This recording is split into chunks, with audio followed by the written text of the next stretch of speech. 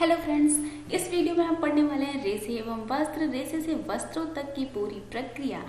यह वीडियो थोड़ा सा लंबा हो सकता है, लेकिन ये वीडियो जैसे ही कंप्लीट होगा ना, आप पूरी तरह से कंफर्म हो जाएंगे कि इससे अलग कोई भी क्वेश्चन नहीं बन सकते हैं। इसमें हम उन सभी क्वेश्चंस की भी बात करेंगे जो इस चैप्टर से बन सकते हैं, और ये सभी टॉपिक्स जो हैं वह क्लास 6, 7, 8 लेवल के SCERT, NCERT से लिए गए हैं। और साथ ही जो करंट अफेयर्स में इसमें से क्वेश्चन आ सकते थे, जो स्टैटिक है और ग्रेजुएशन लेवल तक के जो भी क्वेश्चन इसमें आ सकते हैं, उन सबको मैंने लिया है। देखो, खास बात यह है ना कि इन्होंने कहा है कि लेवल ग्रेजुएशन होगा, तो टॉपिक्स वही होंगे, लेकिन सोचने की जो क्षमता होती है, जो क्लास 8 तक का बच्चा सोच सकता है और जो ग्रेजुएशन का बच्चा सोच सकता है, मतलब बड़ा व्यक्ति जो सोच सकता है, उस लेवल तक हमें पहुंचना है। तो हमने उन सबको इसमें ऐड किया है और आई होप आपको बहुत पसंद आएगी ये वीडियो।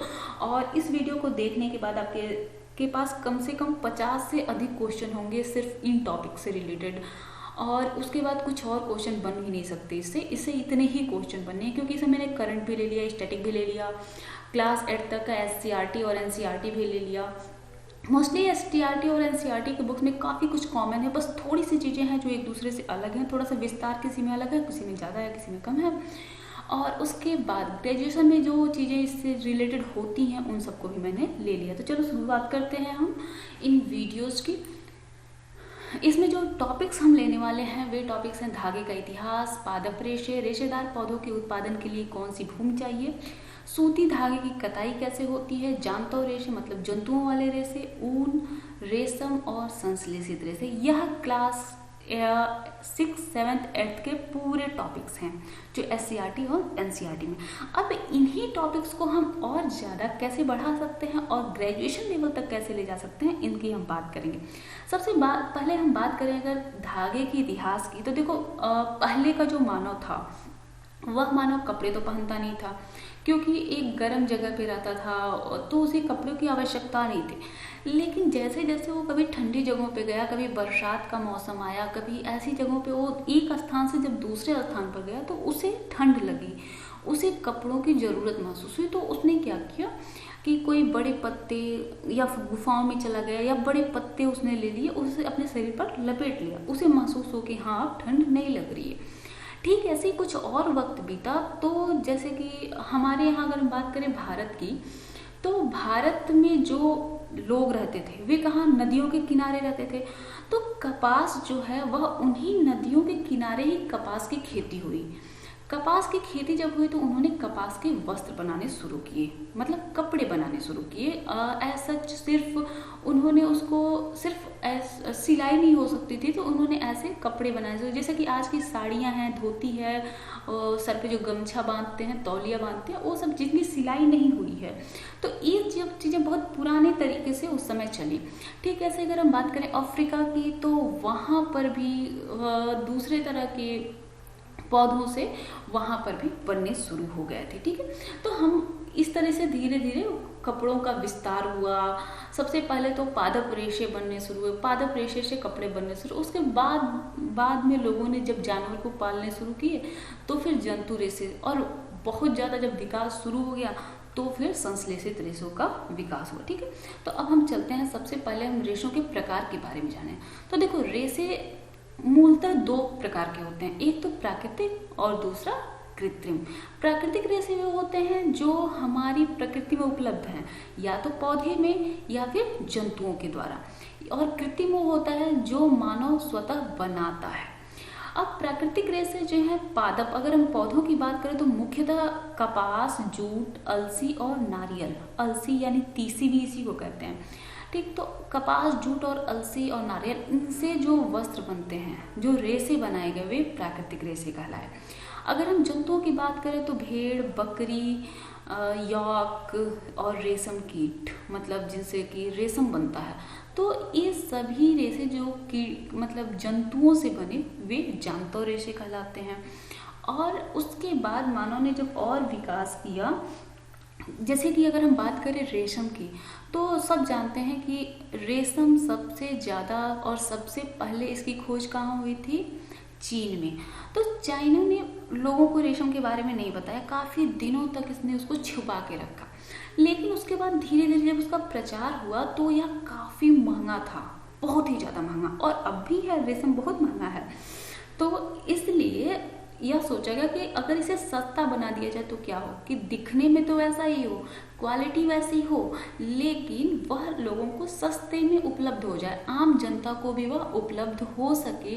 तो इसके लिए बनाए गए कृत्रिम रेशे। तो सबसे पहले जो रेशा बना था कृत्रिम रेशा, वह रेयान था। ठीक है, जो पेड़ की लुगदी होती है, जो जिसे कागज बनाया जाता है, पेड़ की जो छाल होती है उसकी लुगदी से बनाया गया था रेयान को।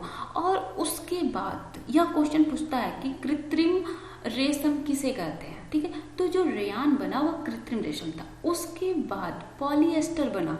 पॉलिएस्टर कहा जाए तो सबसे ज़्यादा बिल्कुल जिसमें ना तो प्राकृतिक वस्तु, ना तो जंतु पदार्थ का प्रयोग किया गया, ना ही पादप पदार्थ का। जैसे कि अगर हम रेयान की बात करें तो रेयान में किसका प्रयोग हुआ था, पेड़ की लुगदी का, मतलब काष्ठ की लुगदी का प्रयोग करके रेयान को बनाया गया था।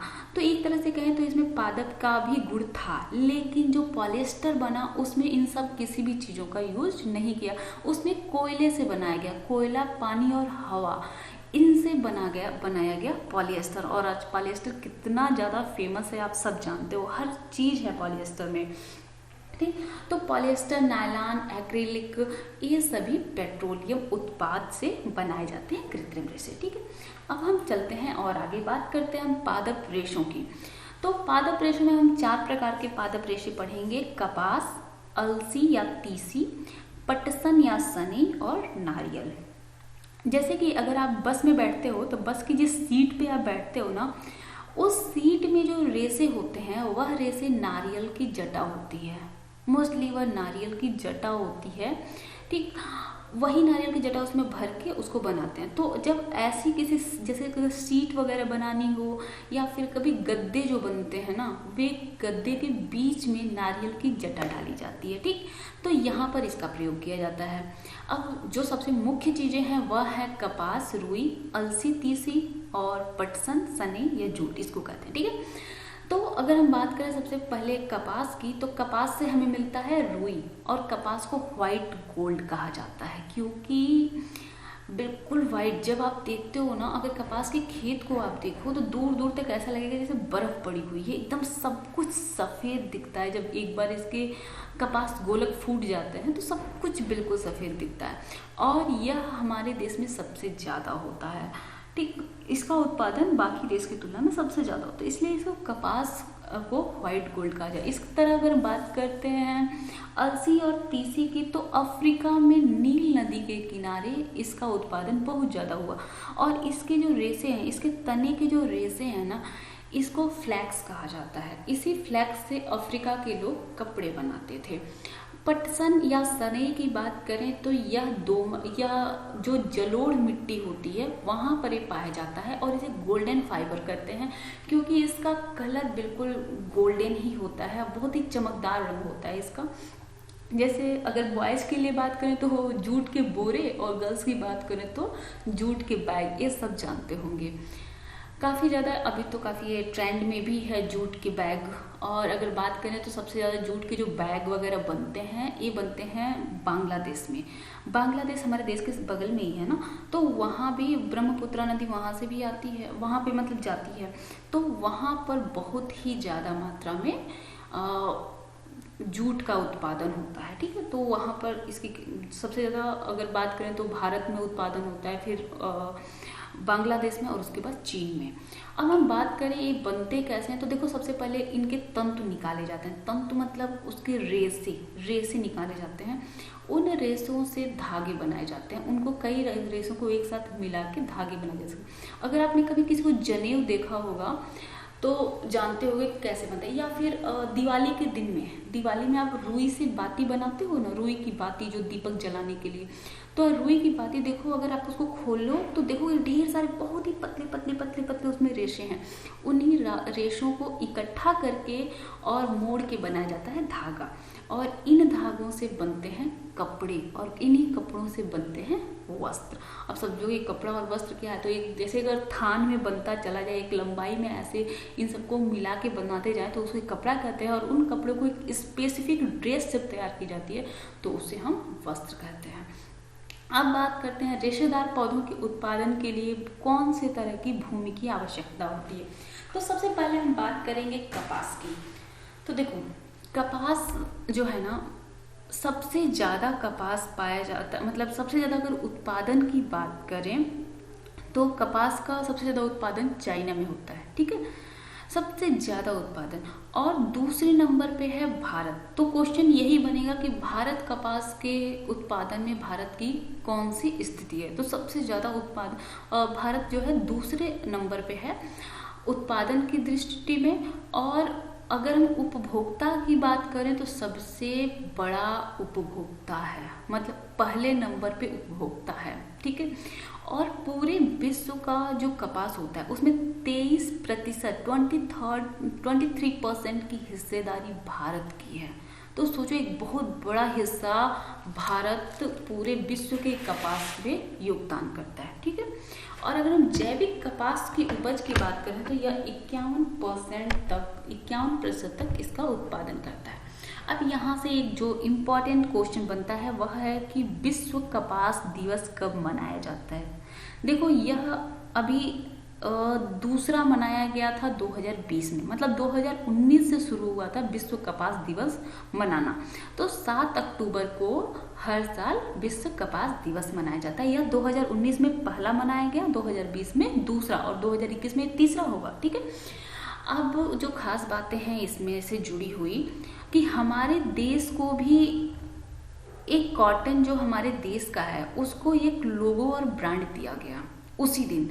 विश्व कपास दिवस 7 अक्टूबर को हमारे देश के कपास को ब्रांड और लोगो दोनों दिया गया। तो हमारे देश के जो कपास है उसका जो ब्रांड है वो उसका नाम है कस्तूरी कॉटन, ओके। उसी दिन नाम दिया गया था 7 अक्टूबर 2020 को, कस्तूरी कॉटन। और यह आप देख रहे हो ना कपास का ऐसे गोलक और उसके चारों तरफ हरी हरी पत्तियां, तो यह इसका ब्रांड है। अगर कभी भी किसी कपड़े पर आप इसको देखो तो समझ लेना कि ये कस्तूरी कॉटन यानी अपने देश का ब्रांड है, ठीक है। तो अगर किसी भी पूरे विश्व में अगर हमारा कॉटन कहीं भी जाता है तो वह इसी नाम से जाएगा, कस्तूरी कॉटन, और यह उसका ब्रांड होगा, मतलब ये लोगो है और उसका ब्रांड नेम कस्तूरी कॉटन होगा। अब हम बात करते हैं कहाँ कहाँ पर कॉटन किस जमीन पर होता है, कौन सी भूमि पर यह होता है। तो देखो कॉटन के लिए, कपास के लिए जरूरी है जो मिट्टी वह है काली मिट्टी, ठीक, काली मिट्टी और काफ़ी गर्म जलवायु गर्म होनी चाहिए, तो ऐसी ही जगह पे होगा। तो अब हमारे यहाँ की गर्म जलवायु कहाँ कहाँ पे है आप देखते जाओ नीचे से, तमिलनाडु, आंध्र प्रदेश, नीचे से ऊपर की ओर देखो, दक्षिण से उत्तर की ओर, तमिलनाडु, आंध्र प्रदेश, महाराष्ट्र, मध्य प्रदेश, गुजरात, राजस्थान और पंजाब। एक चीज और खास देख रहे हो, ये सभी जगह जो हैं वे या तो समुद्र के किनारे हैं या फिर वहाँ पर नदियाँ बहुत हैं। ये देख रहे हो यहाँ पे, मतलब पंजाब भी यहाँ पर नदी, यहाँ राजस्थान, यहाँ समुद्र का किनारा और नदी, गुजरात यहाँ पे समुद्र का किनारा, महाराष्ट्र उष्ण जलवायु, यहाँ पर आंध्र प्रदेश यहाँ पे समुद्र, और यहाँ तमिलनाडु यहाँ भी समुद्र, मतलब यहाँ पर जलवायु काफ़ी उष्ण है। अच्छा केरल क्यों नहीं है, ये भी बात आप सोच सकते हो कि केरल और कर्नाटक ये सब भी तो है। तो देखो यहाँ पर हवाएं जो हमारे यहाँ की चलती है ना, ये ऐसे चलती हैं, मतलब यहाँ आती हुई इधर से अंदर की तरफ, मतलब केरल से ही इंटर करती हैं। तो यहाँ पर गर्मी कम होती है, गर्मी तमिलनाडु में ज़्यादा होती है, आंध्रा में ज़्यादा होती है, महाराष्ट्र, ठीक है। तो यहाँ पर तमिलनाडु, अब याद कर लो कि कॉटन मतलब कपास की खेती सबसे ज़्यादा कहाँ पे होती है। सबसे ज़्यादा अगर बात करें तो कपास की खेती होती है गुजरात में सबसे ज़्यादा। भारत में अगर पूछे कि भारत में कपास उत्पादन में अग्रणी राज्य कौन सा है तो गुजरात है। विश्व में अग्रणी देश कौन सा है तो चाइना है, दूसरे नंबर पे भारत है, ठीक। अब हम बात कर लेते हैं और सभी राज्यों की, तो तमिलनाडु, आंध्र प्रदेश, महाराष्ट्र, गुजरात, मध्य प्रदेश और राजस्थान और थोड़ा सा पंजाब भी है। तो यहाँ पर सबसे ज़्यादा कपास की खेती होती है। कपास का यूज क्या है, तो कपड़े बनाने में, इसके साथ ही जो कपास का यूज कागज़ बनाने में भी होता है। साथ ही जो होता है कि इसके जो बीज होते हैं ना, कपास के जो बीज होते हैं उससे तेल निकाला जाता है, और तेल के बाद जो खरी निकलती है उस खरी से पशुओं को चारा दिया जाता है। इससे पशुओं के अंदर प्रोटीन की मात्रा और दुग्ध उत्पादक क्षमता बढ़ जाती है। आया समझ में? अच्छा, अब देखो, एक क्वेश्चन ये भी बन सकता है कि कस्तूरी कॉटन जो है हमारे देश का जो ब्रांड और लोगो है, इसे किसने, इस लोगो और ब्रांड को सबसे पहले देश को समर्पित किया? तो स्मृति ईरानी जी ने, जो कि कपड़ा और बाल विकास मंत्रालय, महिला और बाल विकास मंत्रालय की केंद्रीय मंत्री हैं, इन्होंने इसका लोगो और ब्रांड जारी किया था। कब जारी किया? 7 अक्टूबर को। 7 अक्टूबर को क्या है? विश्व कपास दिवस है। इसके साथ ही एक मोबाइल ऐप भी लॉन्च किया गया, कॉट एली, COTALLE, ठीक है, कॉट एली जो भी खेती के लिए पानी बरसेगा या नहीं बरसेगा, जलवायु कैसी रहेगी, मानसून कैसा रहेगा, और जो कपास उत्पादन हो रहा है उस कपास उत्पादन को कहाँ, किसान की मंडी कहाँ होगी, कहाँ ले जाकर किसान बेच सकता है, इन सभी की जानकारियाँ किसानों को दी जाती हैं। इसके लिए मोबाइल ऐप कॉट एली जारी किया गया। इसे जारी किसने किया? तो कॉटन कारपोरेशन ऑफ इंडिया ने। जो कपास की खेती होती है और व्यापार जो होता है उन सब की देख रेख कौन करता है? Cotton corporation of India. I hope इन सारे क्वेश्चंस का आंसर आपको मिल गया होगा। तो अब यहाँ से आप क्वेश्चंस देख लो। भारतीय कपास का लोगो और ब्रांड क्या है? कस्तूरी कॉटन। भारत का कपास उत्पादन में स्थान क्या है? दूसरा। भारत में कपास उत्पादन में अग्रणी राज्य गुजरात। भारत कपास उत्पादन करने वाले प्रमुख राज्य कौन से हैं? तो नीचे से याद करो, तमिलनाडु, आंध्र प्रदेश, महाराष्ट्र, गुजरात, मध्य प्रदेश, राजस्थान और पंजाब। कपास के लिए उपयुक्त जलवायु कैसी होनी चाहिए? उष्ण जलवायु होनी चाहिए और काली मिट्टी। विश्व कपास दिवस कब मनाया जाता है? 7 अक्टूबर को। केंद्रीय कपड़ा मंत्री कौन है? स्मृति ईरानी जी। कपास उत्पादन करने वाले किसानों के लिए मोबाइल ऐप कौन सा लॉन्च किया गया है? Cot Eli. CCI का पूरा नाम कॉटन कारपोरेशन ऑफ इंडिया। आप आई थिंक आप समझ गए होंगे। अच्छा, इसके आगे के जो क्वेश्चंस हैं, जैसे कि जूट से रिलेटेड क्वेश्चन, उन क्वेश्चंस को मैंने नहीं लिखा है इसलिए क्योंकि वीडियो और भी लंबी हो जाती, तो इन्हीं क्वेश्चंस के जरिए, जैसे कपास की जगह पे आप बाकी जूट का नाम रख के, ऐसे नाम रख के आप क्वेश्चन बना सकते हो, ठीक है। अब हम बात कर लेते हैं बीटी कॉटन की। यह एग्जाम में जरूर पूछा जाता है। कपास से रिलेटेड अगर क्वेश्चन आना होगा तो यह क्वेश्चन सबसे मोस्ट इम्पॉर्टेंट हो जाता है, क्योंकि यह बहुत ही जरूरी चीज़ है जो आपको जाननी ही चाहिए कि क्या है। और ग्रेजुएशन लेवल से अगर क्वेश्चन आता है तो वो यहीं से आएगा। अब तक तो जो आपने जाना था वह करंट था और क्लास 6, 7, 8 था, लेकिन यहाँ पर आप ग्रेजुएशन लेवल का जानोगे। BT cotton. बीटी कॉटन क्या है? एक ऐसा कॉटन में अगर जेनेटिकली मॉडिफाइड किया हुआ, जिसमें कि अगर मान लो एक बैक्टीरिया है, ठीक, बैक्टीरिया है बैसिलस थ्रुएंजिएंसिस, ठीक, ऐसे समझो कि ये एक बैक्टीरिया है, ठीक, बैसिलस थ्रुएंजिएंसिस। इसमें यहाँ पर इसका जो डीएनए है, इस डीएनए की एक स्ट्रेन है, यहाँ से हमने काट लिया, ठीक। इसमें क्या है? टॉक्सिन भरे हुए हैं। यहाँ पर इस जो जगह है ना, इसके डीएनए में यहाँ पर टॉक्सिन भरे हुए हैं। तो इस टॉक्सिन वाले पार्ट को हमने काट के निकाल लिया, ओके। और यहाँ पर जो एक और हम बात करें तो यह कॉटन का डीएनए है, तो इसे हमने काट के निकाला और यहाँ पर लाके सेट कर दिया, ठीक। तो यह जो कॉटन का डीएनए है ये क्या हुआ? जेनेटिकली मॉडिफाइड हो गया। क्या हुआ? जेनेटिकली मॉडिफाइड हो गया। जेनेटिकली मॉडिफाइड मतलब कि इसके जीन में अब चेंज आ गया है। यहाँ से जो टॉक्सिन था वह टॉक्सिन इस पौधे की जीन में आ चुका है। तो अब इसके जो बीज हैं, यह बीज जहाँ भी लगाए जाएंगे उन सभी पौधों में यह बीटी टॉक्सिन आ जाएगा, ठीक है। बीटी टॉक्सिन के गुण इसके अंदर रहेंगे। तो जब भी ये कोई भी अगर हम तितली की बात करें, मतलब बटरफ्लाई की बात करें या मॉथ की बात करें, तो जैसे ही ये मॉथ क्या करते हैं, इसके अंदर छेद कर देते हैं और छेद करने के बाद किसी भी पौधे के अंदर, पौधे के जो फूल होते हैं उन फूलों में छेद करके पराग रस को चूस लेते हैं। ठीक, तो यहाँ पर जब भी उसको छेद करेगा और उसमें सब पराग लेगा तो उसके साथ ही यह बीटी टॉक्सिन इसके अंदर इंटर कर जाएगा। ठीक है, और बीटी टॉक्सिन इसके अंदर इंटर करेगा ना, तो उसके जो इसका सिस्टम है, जीआई ट्रैक्ट जो है, जिसका मतलब गैस्ट्रो मतलब इंटेस्टाइन में अंदर जाएगा, गैस्ट्रो इंटेस्टाइनल ट्रैक में, और अंदर जाके जैसे कि जो ऐसे होते हैं ना, हम सबकी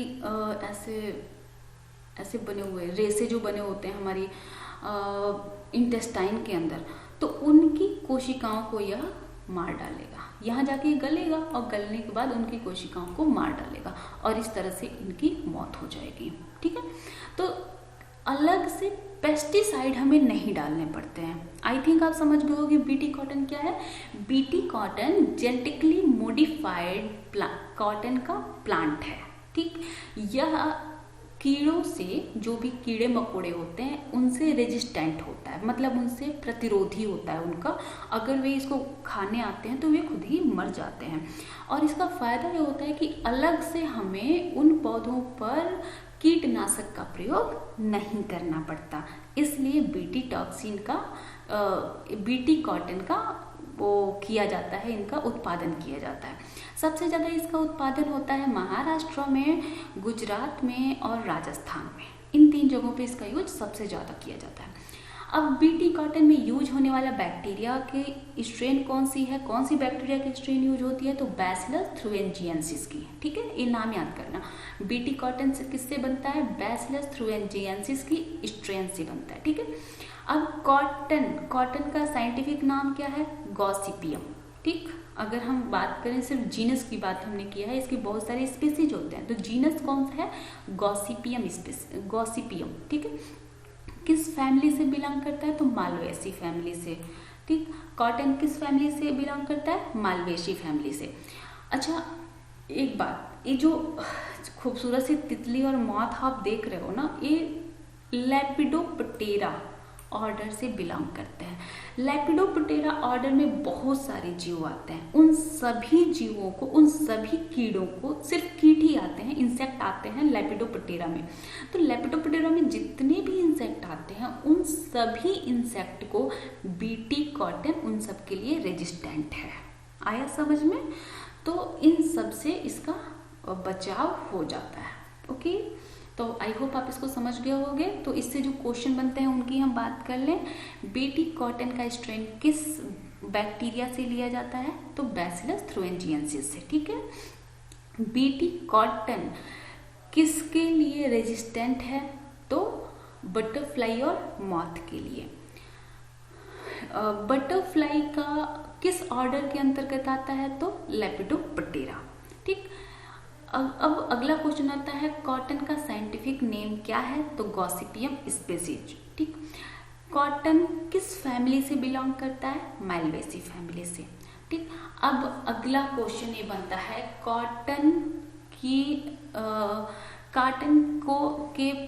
जो कॉटन गोलक होते हैं, मतलब कपास गोलक, मतलब कपास के फूल से बीज को निकालने की क्रिया क्या कहलाती है, कपास ओटना कहलाती है। जो फूल होते हैं, फूल से बीज निकालना कपास ओटना कहलाता है। इसके बाद एक क्वेश्चन, क्रमिक रूप से कपास के बीज से कपड़े बनाने की प्रक्रिया को क्रमिक रूप से सजाइए। ठीक, 4 ऑप्शन होंगे, चारों ऑप्शन में इन्हीं चारों चीजों को अलग अलग तरीके से रखा होगा। तो सबसे पहले कपास ओटना होता है, मतलब कपास के फूल से बीज को निकालते हैं, उसके बाद उसकी कटाई करते हैं, कटाई करने के बाद उसकी बुनाई करते हैं और या बधाई करते हैं, और उसके बाद हैंडलूम या पावर हैंडलूम पे कपड़े को बनाते हैं। ठीक है, वस्त्र बनाते हैं। अच्छा, एक चीज यहाँ पर समझ लो, कताई का मतलब, एक चरखा देख रहे हो, चरखा से कपड़े काटे जाते थे। तो गांधी जी ने जब आंदोलन शुरू किया था, स्वतंत्रता आंदोलन जब शुरू किया, तो उन्होंने स्वदेशी वस्त्रों के उपयोग के लिए चरखे पर कपड़े काटे, मतलब चरखे पर उन्होंने कताई की थी। ठीक है, तो यहाँ से अब देखो बुनाई का मतलब क्या होता है और बधाई का मतलब होता है। जो स्वेटर बंधते हैं, स्वेटर देखते हो सलाई पर स्वेटर बनते हैं ना, तो बधाई कहलाता है। जब एक ही धागे से वस्त्र कपड़े का निर्माण किया जाए तो उसे बधाई कहते हैं। जब दो धागों से कपड़ों का निर्माण किया जाए तो उसे बुनाई कहा जाता है। जैसे अब अगर आपने कोई भी ड्रेस बनी हुई है तो उस पर देखो, अगर आपने टी शर्ट वगैरह कुछ भी टी शर्ट कुर्ती कुछ भी पहनी हो तो उस पर ध्यान से देखो तो आप देखोगे कि ऐसे ही एक संरचना बनी हुई है, ऐसी संरचना कि ऐसे लाइन बनी हुई है और एक लाइन इधर से बहुत सारी लाइनें हैं ऐसे। ठीक है, तो जब ऐसे एक से अधिक धागों से, मतलब दो धागों से बुनाई होती है तो उसको बुनाई कहा जाता है। और जब एक ही धागे से कपड़े का निर्माण होता है तो उसे बधाई कहते हैं। बधाई में क्या होता है कि अगर एक रेशा खींच दो तो पूरा का पूरा स्वेटर खुल जाता है। स्वेटर का कोई एक रेशा पकड़ खींच दो, एक तार, तो पूरा स्वेटर खुल जाएगा ना, क्योंकि वो बंधा हुआ है, तो बधाई में वो खुल जाता है। और बुनाई क्या होती है कि दो धागों से होती है। तो ये भी क्वेश्चन पूछा जा सकता है कि बधाई किस लिए यूज होती है और बुनाई किस लिए होती है। अब भैया सब लोग कह रहे थे क्लास 8 तक का पूछा जाएगा, तो क्लास 8 में ये भी है, तो समझ लेना इसको। ठीक, अब हम चलते हैं इसके आगे, कुछ और समझते हैं, थोड़ा सा देख लेना। अगला है जूट या पटसन। जूट या पटसन को क्या कहते हैं? गोल्डन फाइबर कहते हैं, गोल्डन फाइबर। इसकी खेती कहाँ पे होती है? तो हमने आपको क्या बताया था कि इसकी खेती वहाँ होती है जहाँ मिट्टी जलोढ़ होती है। तो जलोढ़ मिट्टी हमारे यहाँ सबसे ज़्यादा कहाँ पे है? बिहार में, पश्चिम बंगाल में और असम में। असम में क्यों? ब्रह्मपुत्र कहाँ से आती है? असम से आती है। बिहार में आती है गंगा यमुना, और यहाँ बंगाल में आके यहाँ पर पश्चिम बंगाल में जैसे आती है, तो ये सब के सब नदियाँ मिल जाती हैं और उसके बाद समुद्र में जाती हैं। तो यहाँ इन 3 जगहों पर सबसे ज़्यादा नदियाँ हैं और मिट्टी कैसी है? जलोढ़ है यहाँ की मिट्टी। तो यहाँ से यहाँ तक, एक सेकंड रुक जाओ, यहाँ से यहाँ तक की जो जलोढ़ मिट्टी है, इसी जलोढ़ मिट्टी में कपास की, जूट की खेती होती है। ठीक, आ गया समझ में? अच्छा, आप ये कहोगे कि गंगा तो यमुना तो यहाँ से हिमाचल प्रदेश, उत्तराखंड और यहाँ से भी आती हैं, उत्तर प्रदेश से, यहाँ क्यों नहीं होता है? क्योंकि यहाँ की मिट्टी जलोढ़ नहीं है। अगर हम बात करें हिमाचल प्रदेश, उत्तराखंड की या इधर की, तो यहाँ की जो मिट्टी है ना, वह मिट्टी कैसी है कि पत्थर है उनकी मिट्टियों में, मतलब वो पहाड़ी एरिया है, तो पानी तो बहुत आता है लेकिन एरिया पहाड़ी है, इसलिए यहाँ पर जूट की खेती नहीं हो सकती। अगर असम की बात करें तो मैदानी इलाका है, बिहार भी काफ़ी मैदानी इलाका है, और ये पश्चिम बंगाल भी मैदानी इलाका है, और यहाँ पर पानी भी आता है। साथ में पानी के साथ जो जलोढ़ वाली ज़मीन है, क्योंकि पानी बहुत ज़्यादा आता है। ठीक, तो यहाँ पे जलोढ़ जमीन है और जलोढ़ जमीन में ही जूट या पटसन की खेती होती है। और उसके बाद देखो तो यहीं पर है बांग्लादेश। तो बांग्लादेश पश्चिम बंगाल से ही तो टूट के अलग हुआ है बांग्लादेश। तो बांग्लादेश दूसरे स्थान पर है इसकी खेती के मामले में, भारत पहले स्थान पे है और तीसरे स्थान पे है चाइना।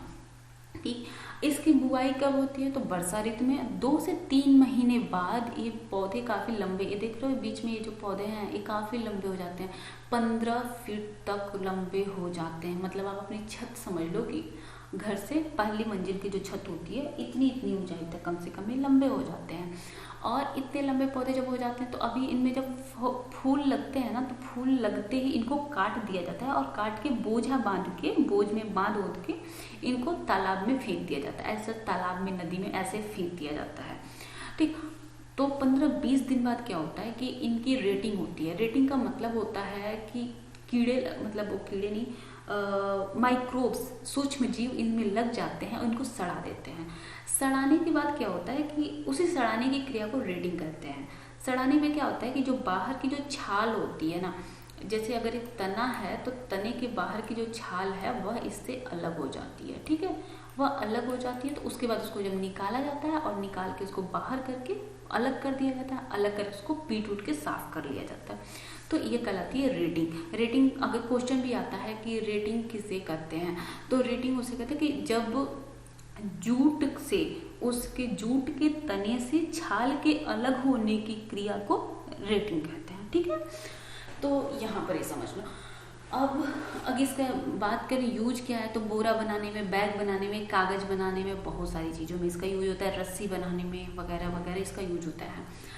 विश्व भर में 60% कॉटन 60% तक का जो जूट है वह भारत ही देता है। ठीक, पहला कारखाना भारत में, पहला जूट का कारखाना कहाँ लगा था, तो बंगाल में लगा था। ये है बंगाल। पहले उस समय 1859 में बांग्लादेश अलग नहीं हुआ था, तो यहीं पर लगा था पहला कारखाना 1859 में बंगाल में।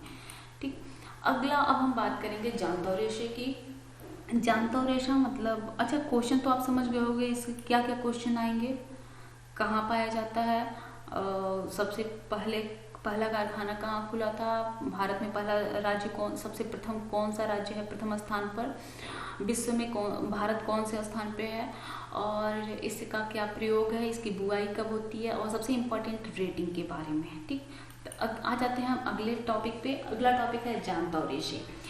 जांतौ रेशे की बात करें तो जो भी जंतुओं से रेशे प्राप्त होते हैं, जिनसे वस्त्र बनाए जाते हैं, उन सभी को कहते हैं जांतौ रेशे।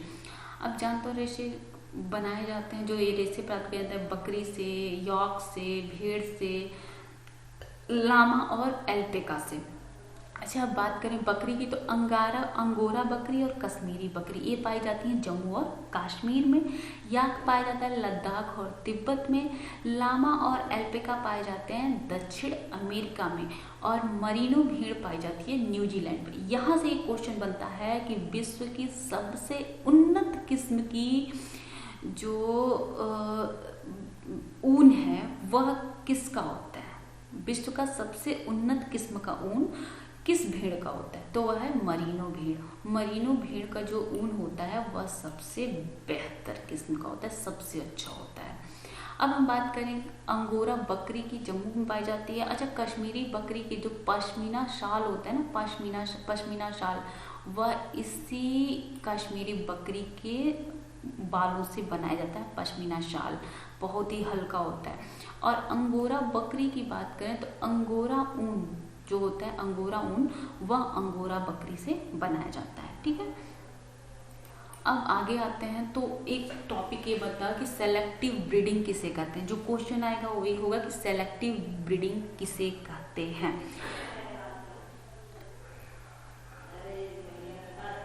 तो देखो, सेलेक्टिव ब्रीडिंग जो है ना, किसी भी पर्टिकुलर मतलब किसी स्पेसिफिक कैरेक्टर के लिए, जब भी हमें कोई स्पेसिफिक कैरेक्टर हमें जानना होता है तो हम क्या करते हैं, किसी जानवर में किसी स्पेसिफिक कैरेक्टर को लाने के लिए, ठीक है, हमें उसके एक स्पेसिफिक पेरेंट की जरूरत होती है जिसमें वह कैरेक्टर हो। ठीक, तो उसको जब हम चुनते हैं तो वही कहलाता है सेलेक्टिव ब्रीडिंग। मीन्स जैसे समझ लो कि हमें एक पीले रंग के गुलाब की जरूरत है, पीले गुलाब की, तो हम क्या करेंगे, एक ऐसा पौधा लेंगे जो जिसके फूल पीले रंग के होते हो।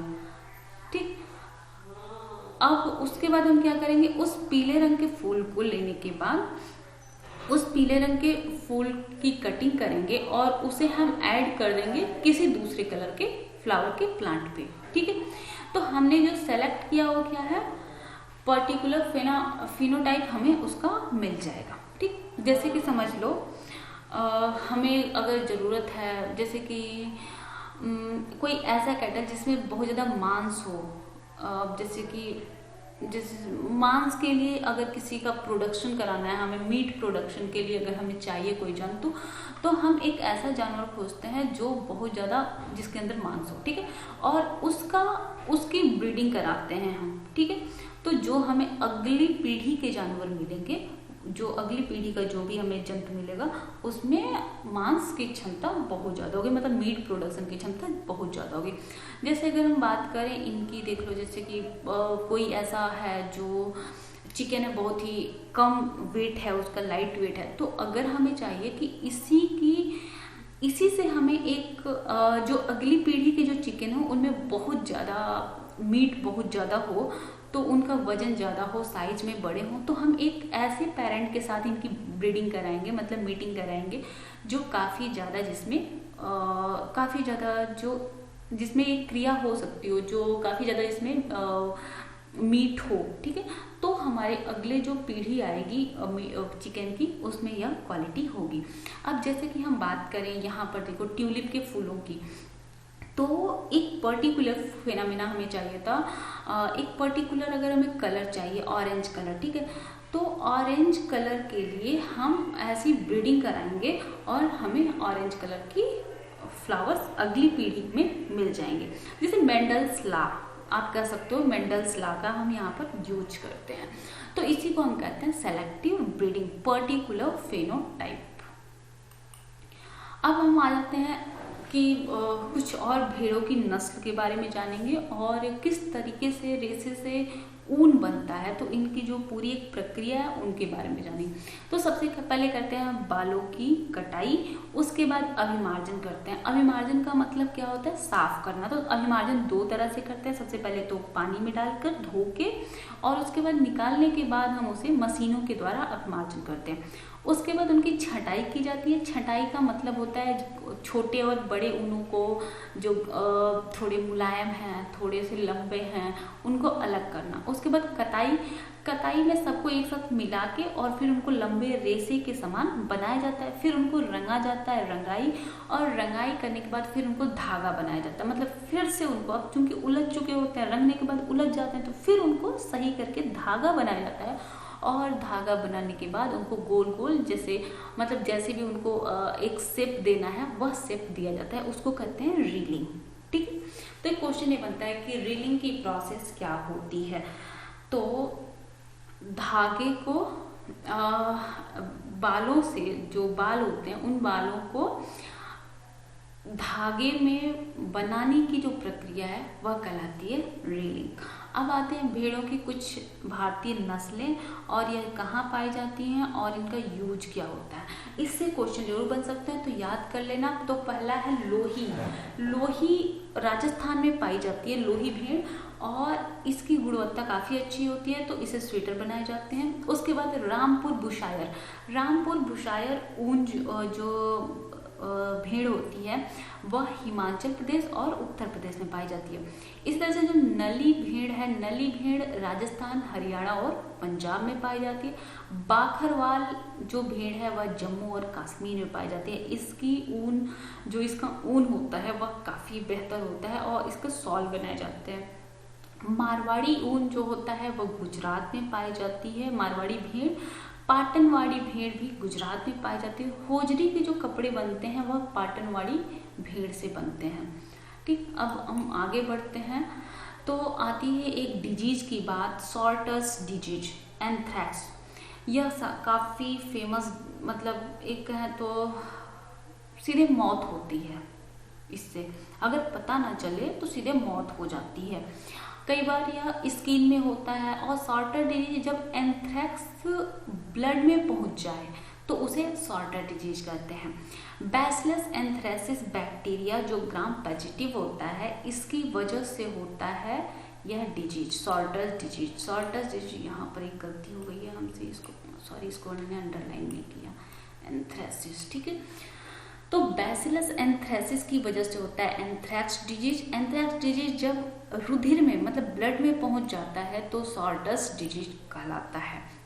ठीक, इसको सबसे पहले आइडेंटिफाई किया था रॉबर्ट कोच ने। सिर्फ एक ही आ रहा है, रॉबर्ट कोच ने। अगर रॉबर्ट कोच की बात करें तो ये वही रॉबर्ट कोच हैं जिन्होंने कोच पोस्टुलेट्स दिया था। ठीक है, उसके बाद अगर बात करें तो सबसे पहले सफल इसकी वैक्सीन बनाई थी लुईस पास्चर ने बनाई थी 1881 में। इसकी वैक्सीन बनाई थी 1881 में, ठीक है। और रॉबर्ट कोच ने इसको पता लगाया था 1876 में। तो ये क्वेश्चन बनता है एंथ्रेक्स डिजीज का पता किसने लगाया था, तो रॉबर्ट कोच ने पता लगाया था। वैक्सीन, इसका सबसे सफल वैक्सीन किसने बनाया था, तो लुइस पास्चर ने 1881 में बनाया था।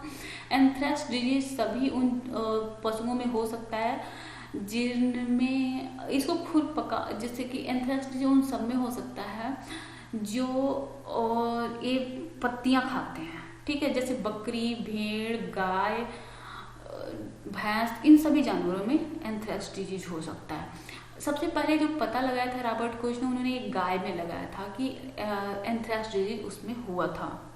उसके बाद हम बताएं तो यह इन्फेक्शियस डिजीज है, यह उनमें भी हो जाता है जो लोग मतलब इंसान इन जानवरों के बीच में रहते हैं, ठीक। तो इसको देखो, जैसे जब जहाँ भेड़ें रहती हैं, अगर एक को हो गया ना तो यह इन्फेक्शन के द्वारा पूरी भेड़ों में फैल जाता है और लगातार भेड़ों की मौत होने लगती है।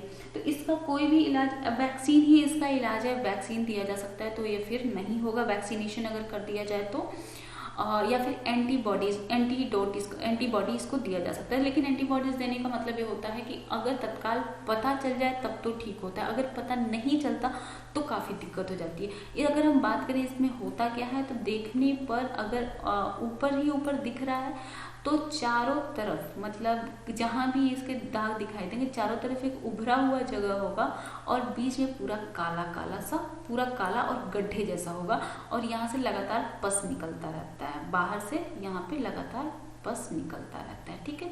तो इससे इसकी पहचान हो सकती है। और इसके जब ये हो जाता है ना, तो भेड़ मतलब कोई भी जानवर जिनमें ये हो जाता है वे कुछ भी खा नहीं पाते हैं और ना ही चल पाते हैं, खुरपका मुंहपका जैसा, ठीक। तो वे ना चल पाएंगे ना खा पाएंगे, तो इस डिजीज में ऐसा हो जाता है, ठीक। अब आगे बढ़ते हैं हम इसके बारे में। अब हम बात करेंगे रेशम की सेरीकल्चर, जो रेशम कीट पालन है उसे कहते हैं सेरीकल्चर, ठीक। इसमें पहले स्थान पे है चाइना, दूसरे स्थान पे है भारत और भारत में पहले स्थान पे है कर्नाटक, ठीक। यहाँ से ये क्वेश्चन बन सकते हैं कि रेशम कीट पालन में सबसे पहला स्थान किसका है। सब जानते हैं सिल्क रूट के बारे में, सिल्क रूट जानते हो ना। सिल्क रूट का निर्माण ही इसलिए किया गया था क्योंकि उसी रास्ते से रेशम के व्यापारी एक देश से दूसरे देश जाते थे। काफ़ी वर्षों तक चाइना वालों ने बताया नहीं कि इनके यहाँ रेशम है, जैसे कि उन्होंने कोविड के बारे में नहीं बताया था कि उनके यहाँ कोविड है, ठीक। तो देखो, अब रेशम के बारे में बात करें तो जो मुख्य क्वेश्चन इससे बनते हैं वो देखो, यह है रेशम का लार्वा, ठीक। ये लार्वा है, यह प्यूपा है, यह कोकून है। यहाँ से मैं तुम्हें सही से दिखाती हूँ, देखो, यह है लार्वा, यह है प्यूपा, यह है कोकून और यह कोकून की पूरी एक सीरीज है, बहुत सारे कोकून एक जगह है और यह है सिल्क, ठीक। हमारे देश में जो मालवेरी सिल्क पाया जाता है और सबसे महंगा जो सिल्क होता है वह मालवेरी सिल्क होता है। अपने देश में 4 तरह के सिल्कवर्म पाए जाते हैं। सिल्क मॉथ, पीछे एक जो तितली वाली फोटो देखी थी ना बटरफ्लाई के बगल में, वो मॉथ थी, ठीक है। तो ये मॉथ जो होते हैं उसमें कुछ मॉथ ऐसे होते हैं जो सिल्क प्रोड्यूस करते हैं, ठीक। तो अब देख लो, यहाँ पर एग से निकलता है, एक एग से क्या निकलेगा, लार्वा, ठीक है। ये न्यूली सबसे पहले निकलता है लार्वा, ठीक है, बहुत छोटा सा। इसमें फर्स्ट माल्ट होता है और एक खाना शुरू करता है। माल्ट का मतलब होता है इसमें कायांतरण होता है, कायांतरण मतलब परिवर्तन, ठीक। तो कायांतरण होता है, खाना शुरू करता है। इसमें एक चीज याद रखना है, इसमें 5 कायांतरण होते हैं। क्वेश्चन ये पूछता है इसमें कितने कायांतरण होते हैं, तो 5 कायांतरण होते हैं। 5वें कायांतरण के बाद से सिल्क वर्म बनता है, सिल्क वर्म यानी प्यूपा, ठीक, प्यूपा। इसके पहले यह कैटरपिलर होता है। अब मैं आपको बताती जाती हूँ जो इम्पोर्टेंट पॉइंट्स हैं वो देखो। सबसे पहले होता है कैटरपिलर, कैटरपिलर यानी लार्वा, ठीक। ये है लार्वा, यह कैटरपिलर है। कैटरपिलर का एक ही काम होता है, खाते जाना खाते जाना खाते जाना, लगातार खाता है। 2-3 हफ्तों तक ये लगातार खाता है, खाता रहता है खाता रहता है। खाते खाते 5 बार इसमें कायांतरण होता है। 5वें कायांतरण के बाद ये बन जाता है प्यूपा। इसके पैर खत्म हो जाते हैं प्यूपा में। लार्वा में पैर होते हैं, कैटरपिलर के बाद पैर होते हैं। पैरों से लगातार चलता रहता है, खाता रहता है। जो जैसे गोभी देखे हो ना, गोभी में कीड़े पड़े होते हैं जो, वो कीड़े, ऐसा ही लार्वा जो ऐसे चलते रहते हैं, सब कुछ खाते रहते हैं, वो गोभी के कीड़े जैसा होता है, ठीक है, कैटरपिलर। और उसके बाद जब कायांतरण होता है ना, 5वां कायांतरण, तो यह बन जाता है प्यूपा। अब प्यूपा जो होता है वह कुछ भी नहीं खाता, कुछ नहीं खाता, या क्योंकि इसके पास पैर नहीं होते हैं, इसका मुख बंद हो चुका होता है, या कुछ नहीं खाता। अब ये काम क्या करता है, ये जो 8 का नंबर देख रहे हो ना, इसी में उल्टा उल्टा घूमता रहता है। एक ही काम करता है, उल्टा घूमने का, लगातार घूमता है। और घूमने के साथ ही इसके शरीर से एक प्रोटीन निकलती है, और यह प्रोटीन इसको लिपटती जाती है, और जैसे जैसे लिपटती जाती है कोकून का फॉर्मेशन हो जाता है। अपने पूरे चारों तरफ, अपने शरीर की तरफ ये कोकून को लपेट लेता है। कोकून को लपेटने के बाद यह बन जाता है ऐसे, देख रहे हो, चारों तरफ कोकून लिपटा हुआ है।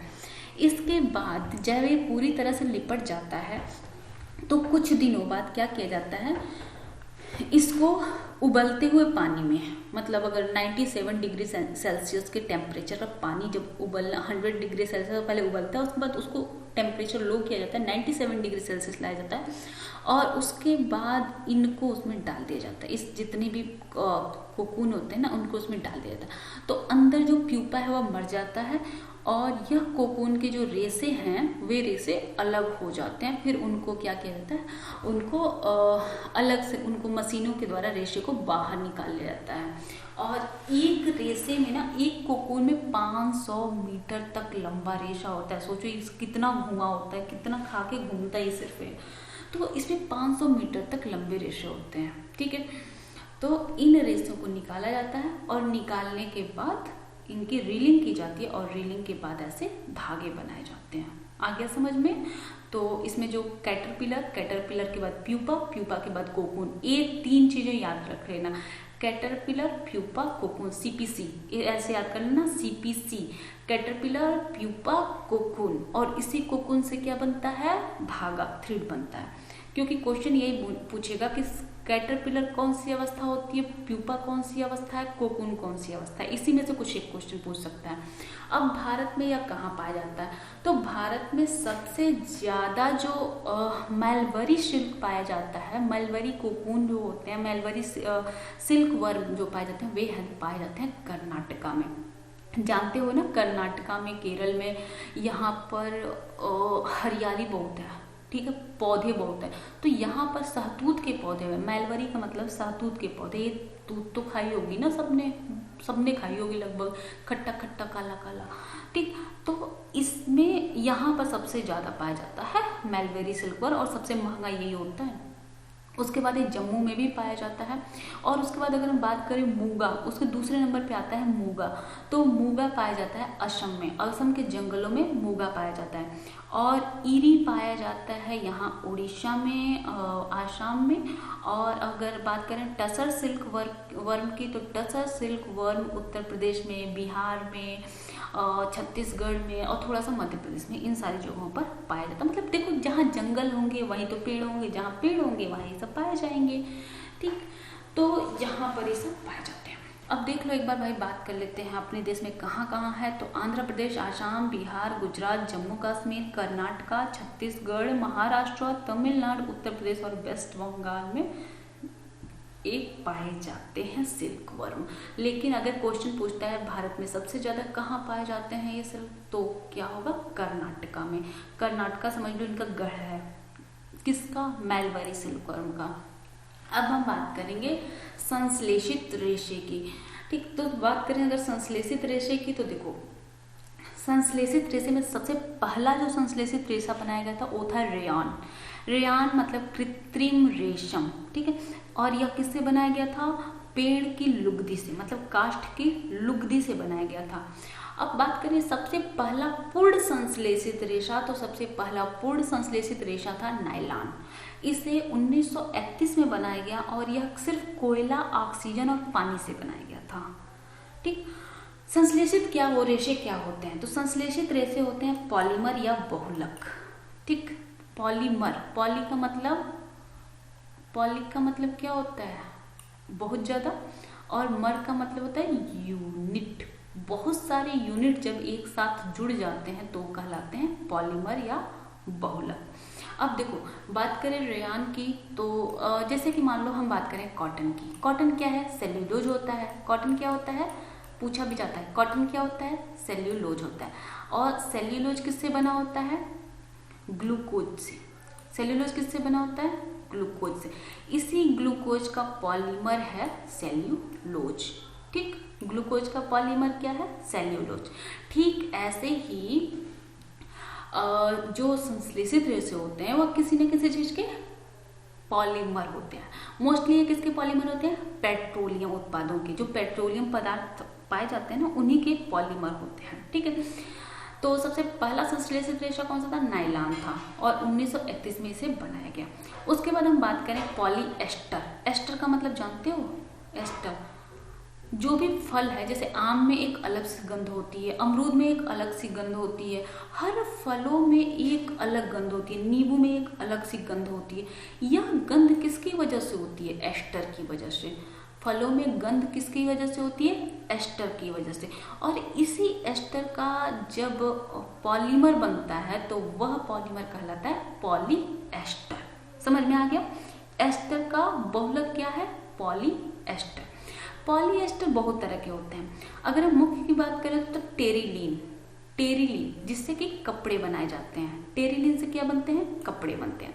और दूसरा होता है पॉलीएथिलीन टरथेलेट। पॉलीएथिलीन टरथेलेट, पेट बोलते हैं। जैसे आपके घरों में जितने भी ये डिब्बे होते हैं ना, प्लास्टिक वाले डिब्बे, जिसमें चावल, आटा, गेहूं, ये सब चीजें, नमक वगैरह सब कुछ रखते हो, प्लास्टिक वाले डिब्बे, ये सभी पॉलीएथिलीन टरथेलेट होते हैं। ठीक है, और टेरिलीन के कपड़े आते हैं। जो कपड़े ऐसे हवा में झाड़ते हो ना, सूख जाते हैं। मोस्टली कहें तो गर्ल्स के जो दुपट्टे होते हैं, जो दुपट्टे ऐसे हवा में सूख जाते हैं सीधे, ये सभी टेरिलीन के बने होते हैं। ठीक है, अगर सूती कपड़े हैं तो सूती कपड़े जल्दी नहीं सूखते, याद रखना। मैं थोड़े से अंतर बता देती हूँ। सूती कपड़े जल्दी नहीं सूखते, जबकि जो पॉलीमर वाले कपड़े होते हैं वे बहुत जल्दी सूख जाते हैं। दूसरा बताएं तो अगर हम जलाएं इनको, अगर हम कॉटन को जलाते हैं तो जलने के बाद वो पूरी तरह से जल जाता है। लेकिन अगर हम पॉलिएस्टर को जलाते हैं तो क्या होता है? जलने के बाद वह सिकुड़ जाता है, गोला बन जाता है। इसीलिए जब आग लगती है ना, तो किसी ने अगर पॉलिएस्टर के कपड़े पहने होते हैं तो वह उनके शरीर में चिपक जाता है। और इसी वजह से कहा जाता है कि दिवाली में, जब भी दिवाली आती है तो एक ऐड आता है कि सूती कपड़े पहने, कॉटन के कपड़े पहने। ठीक है, तो सूती का और कॉटन के मतलब सूती कपड़े होते हैं, या कहें कि कॉटन के जो कपड़े होते हैं वे जल्दी आग नहीं पकड़ते। ठीक है, वे धीरे धीरे जलते हैं और पूरी तरह जलेंगे। लेकिन टेरिलीन क्या होता है? वह अचानक से जलता है और पूरा सिकुड़ जाता है, और सिकुड़ने के बाद एक अजीब सी स्मेल भी आती है। अच्छा, अगर कॉटन को जलाओ आप तो क्या होगा? कागज के जलने जैसी स्मेल आएगी। क्यों? क्योंकि अब कागज किससे बनता है? उसी कॉटन से बना होता है, तो इनकी स्मेल एक अलग होती है, अच्छी स्मेल आती है। लेकिन अगर आप पॉलिएस्टर वगैरह को जलाओ तो एक बहुत ही गंदी सी स्मेल आती है।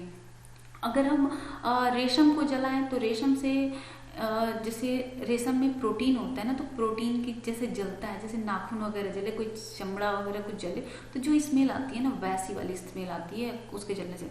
अच्छा, मैंने रेशम के बताया, तो रेशम से बनते क्या हैं? जो बनारसी साड़ियाँ हैं ना, वे सभी रेशम से बनती हैं। जो मतलब बहुत सारे कपड़े बनते हैं यार रेशम के। और पैरासूट के जो होते हैं ना, पैरासूट में जो रस्सी वगैरह बनती है वह इन्हीं पॉलीमर से बनाई जाती है, पॉलिएस्टर से बनाई जाती है, क्योंकि ये टूटते नहीं है, बहुत मजबूत होती है। कभी आप सूती कपड़े को फाड़ो, फट से फट जाएगा, लेकिन वही आप पॉलिएस्टर के कपड़े को फाड़ो, ये फटता ही नहीं है, बहुत मजबूत होता है, बहुत जल्दी सूख भी जाता है, लेकिन आग लगने पर बहुत जल्दी जल भी जाता है। ये भी इसकी दिक्कत होती है। अब हम बात करें एक्रिलिक की। एक्रिलिक, ये जो आप स्वेटर देख रहे हो ना, एक होता है जंतु वाले जो ऊन होते हैं, भेड़ों वाले ऊन, महंगे होते हैं। अगर हम बात करें पश्मीना शॉल की तो बहुत महंगा है, लेकिन एक्रिलिक की अगर हम बात करें तो यह सस्ते में पड़ जाता है। अभी देखो आप मार्केट में जाओ तो आपको 200-250 में भी स्वेटर मिल जाते हैं। क्यों मिल जाते हैं? देखने में काफ़ी खूबसूरत होते हैं, कलरफुल भी होते हैं और कलर भी काफ़ी इनका डार्क होता है, मतलब अच्छा चटक भी जिसे बोलते हैं कि वैसे कलर होते हैं।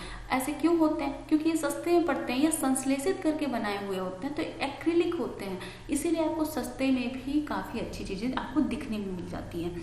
ठीक, अब हम बात करें पॉलीकाट की, तो पॉलिएस्टर प्लस कॉटन मिला के बनाया जाता है पॉलीकॉट। ठीक, पॉलिएस्टर प्लस कॉटन मिला के पॉलीकाट, पॉलिएस्टर प्लस उल मिला के बनाया जाता है पॉली उल। ठीक, तो ये क्वेश्चन बनते हैं कि एक्रिलिक क्या होता है, पॉलिएस्टर क्या है, पॉलीकॉट क्या है, पॉलीउल क्या है, रेयॉन क्या है, नायलॉन क्या है, सबसे पहला पूर्ण संश्लेषित रेशा कौन सा था, पॉलीएथिलीन टेरथलेट क्या होता है, वगैरह ये सारे क्वेश्चन बनते हैं। आई थिंक आपने पूरी समझ लिया होगा सब कुछ, और इस पर आप जितने भी क्वेश्चन चाहो बना सकते हो, क्वेश्चन देख सकते हो। ठीक है, इससे ज़्यादा कुछ भी इस चैप्टर से नहीं आएगा। Thank you for watching my video. I hope आपको वीडियो बहुत अच्छी लगी होगी, और अगर अच्छी लगी तो मुझे बता देना। Thank you.